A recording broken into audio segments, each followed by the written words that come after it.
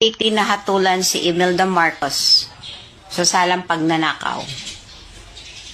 7 counts, equivalent to 42 years of imprisonment. Hindi pinatupad ni PRRD ang paghuli sa kanya for humanitarian reason.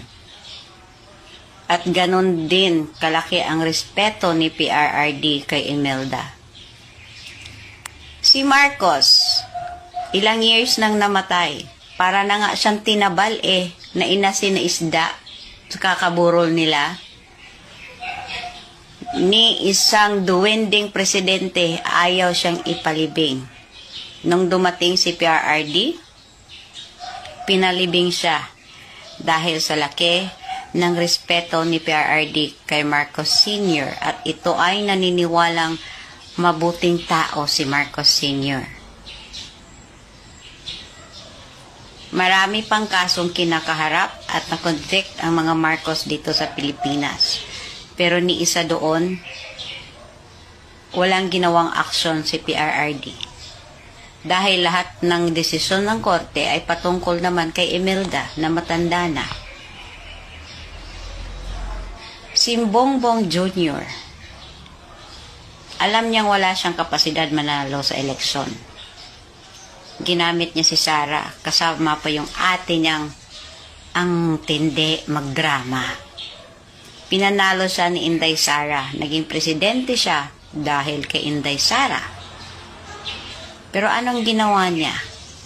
Ito lahat. Ito ba yung taong disente?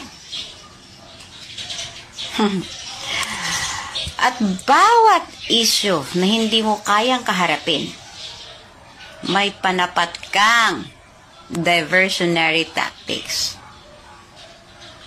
Hindi mo na ba kinaya mga kapalpakan ninyo? Kaya ginawa mong diversion ang pagpapaaresto kay PRRD at pagproduce ng peking warrant of arrest? At ang kasunod, nagpaplano na kayo na walang eleksyon o kung meron man, landslide, and kung hindi aayon sa inyo ang sambayanan, martial law to follow? Well, try nyo nga na makita nyo rin. Ikaw bangag ka, wala ka nang utak, palagi kang ang high. Yang mukha mo, para ka pang na-Bell's palsy. Anong sinasabi mong walang kinalaman ang gobyerno? Ginagawa lang namin ang trabaho namin. Of course, ginagawa nyo ang trabaho nyo. Dahil alam ninyo kung anong gusto nyong mangyari kay PRRD. At si PRRD at ang mga Duterte lang ang hadlang sa mga political agenda ninyo. Kaya the whole thing, plinano ninyo.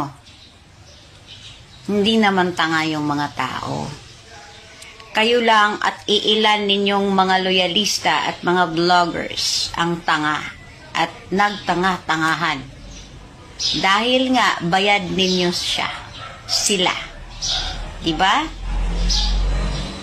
Pag wala na kayong magagawa against a vlogger, pinapatawag ninyo na sa HOR. Pinapahuli ninyo kahit gabing-gabi. Ginagawa mo yung ginagawa ng nanay mo at tatay mo dati. Abay, Marcos Jr., ano ba nagawa mo sa Pilipinas sa 3 years? May maipagmamalaki ka ba? Wala, diba? Puro kagaguhan ginagawa mo.